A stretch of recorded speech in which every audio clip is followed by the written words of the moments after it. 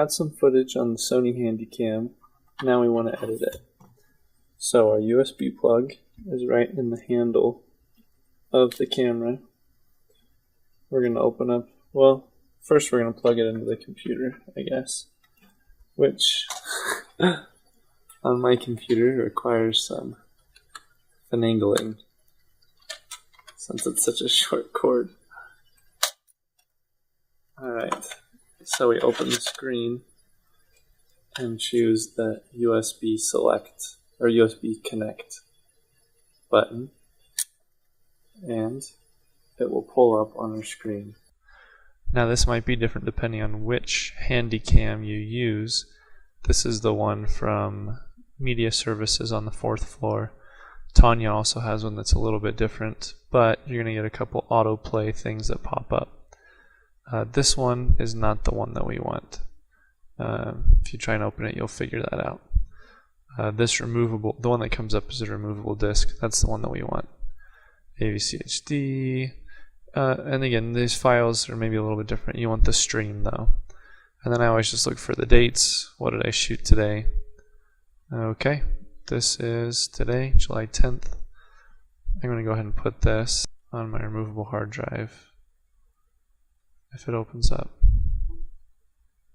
Here it is. Right there. So I have all of this footage from the summer 2014 construction inside the black drive video. Inside main floor is what I called this one. It's kind of confusing at this point, but that's just because it is inside construction. Last summer was outside construction. So that's this one from 2013. Anyway, I'm going to make a new folder for today's footage and copy paste it over there.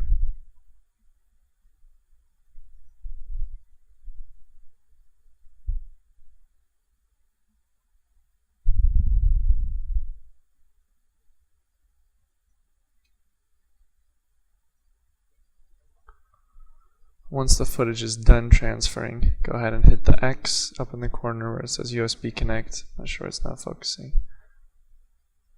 Hit yes. Oh man. And it will disconnect. Close it up, disconnect it, and you're good. Okay, that's disconnected. We've got the footage there.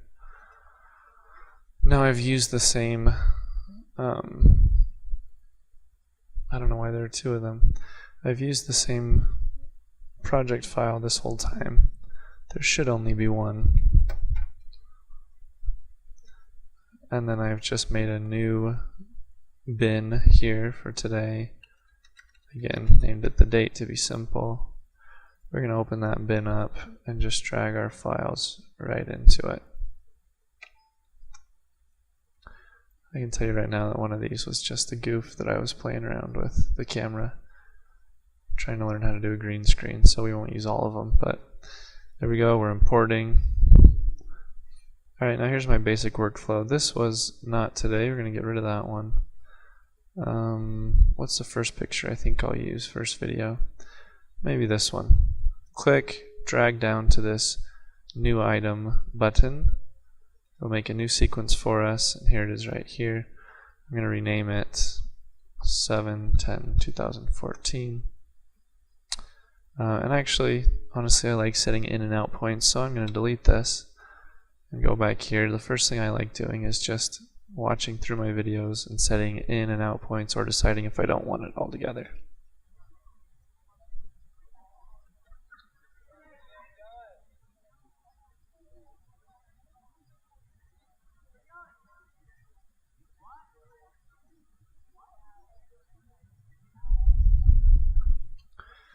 You can hear some EFY kids in the background, but I like that it zooms out far enough you can see the whole building.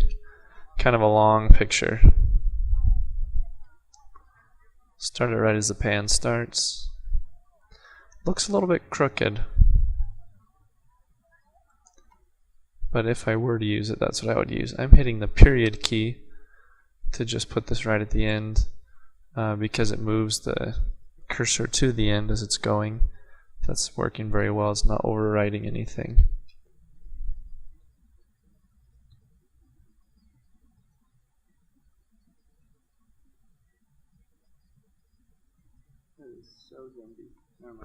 Yeah, that one's really jumpy. That's not a good one. Delete key, get rid of it. Again, this is I and O that I'm using to set the in and out points. Alright, I've got through all the clips. You can see these ones that had the little yellow symbol in the bottom mean that the video is used and the audio is used. It may be used in multiple sequences. In this case, it's just used in the one. As you can see right there, video used one time. So all these white clips I decided not to use. So one thing I was noticing though as I was looking through these is that this is a really lame shot to go last. So this is from the 3rd floor, the rest are from the 4th floor. I think that this isn't a bad one to end on, but what would be even cooler is ending on something like this of the outside. So maybe I'll use one to start and then another one to end or something. I don't know. So yeah, I'm going to go ahead and drag this to the outside. I'm going to drag this one actually as the first clip that we do inside. Let's scoot these a little closer. Drag this one over so it's on the end. I usually shoot for about 1 minute on these videos, which is just what we're at, so that's good. Oh, I've got a little bit of a gap right there, don't I? Plus key is zooming me in. Right click, ripple delete, we'll scoot those together. Okay, so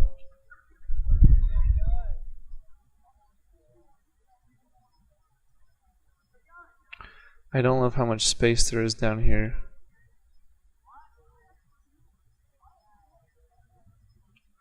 But I do like, this is all new. I like the view that it affords us of the grass and everything, so I think I'll use this one.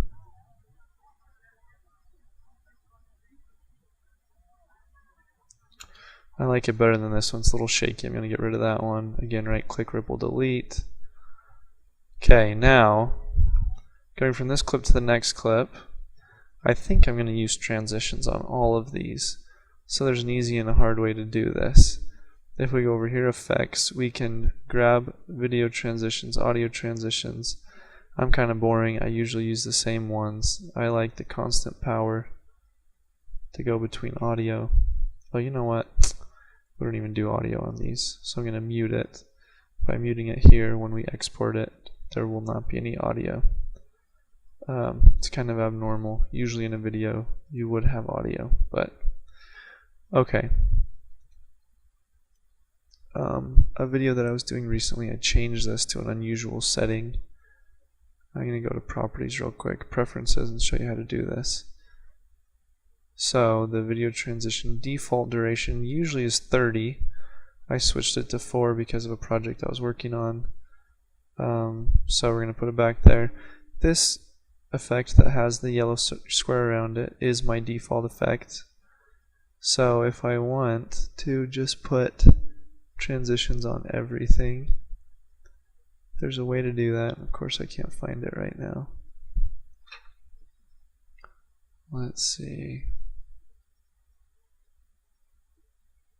Anyway, oh, apply video transitions, but it's not available. You know what? Maybe we have to select the clips.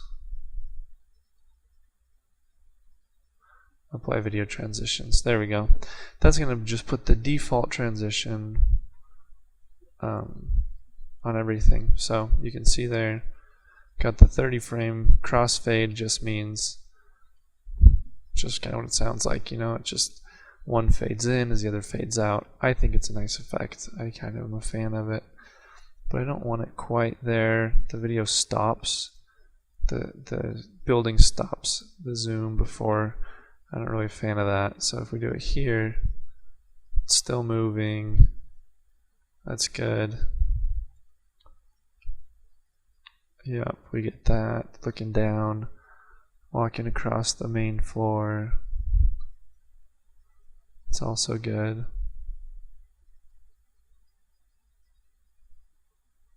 So far so good. I don't see anything that I'm not liking.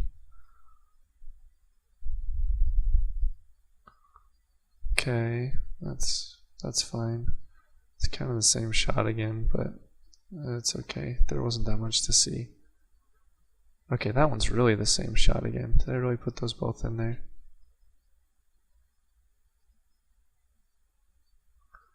How many pans of the building can you have, you know? Yeah, this one I'm taking out. That's just boring. We're gonna ripple delete. I don't want to do the whole thing again. I'm just gonna put the effect back on there. Let me show you real quick. You may have noticed you can put the effect either between the two clips, just on the end of one or the beginning of the other. I like it between the two clips. And then a really nice effect for the end is just a dip to black. And it's just going to do just that. It'll dip to black. Now, this little meter here is designating the area of the media that's going to be exported. So if I go File, Export Media, or Control M, it will pull up this export settings screen. Now you always want to use the film rate that the camera was shot in. You can go Sequences, Sequence Settings, and because we made the sequence from the video file, it will be correct. So we're 29.97 frames per second, and we're at 1080 high definition video. So going back to Export Media, we're going to put this on YouTube.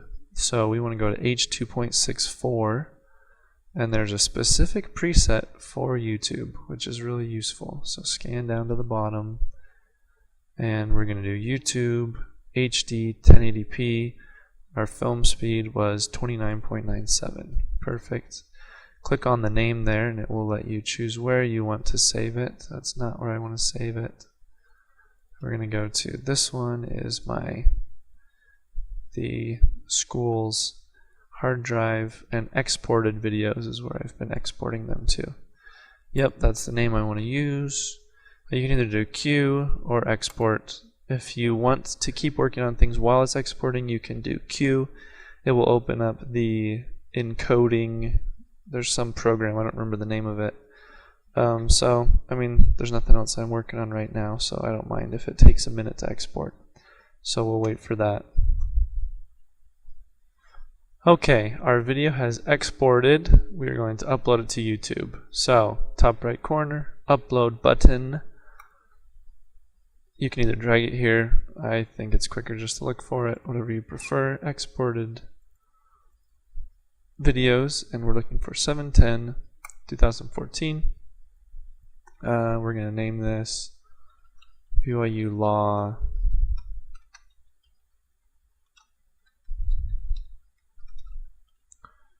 Walkthrough. Whatever. Add a couple tags.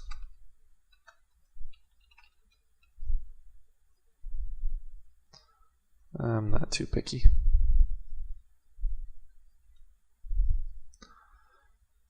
And go ahead and hit publish, and then send this link on to your superiors. And yeah, that's pretty much it. We might want to check and make sure it actually works, but I trust that you know how to do that. That's my basic workflow for making a construction video or any other kind of simple video for with the Sony Handycam. I used to add music, but no one really seemed to want it with music. They kept requesting the video that I just made without the music on it, or maybe I just have bad taste in music. So yeah, that's about it.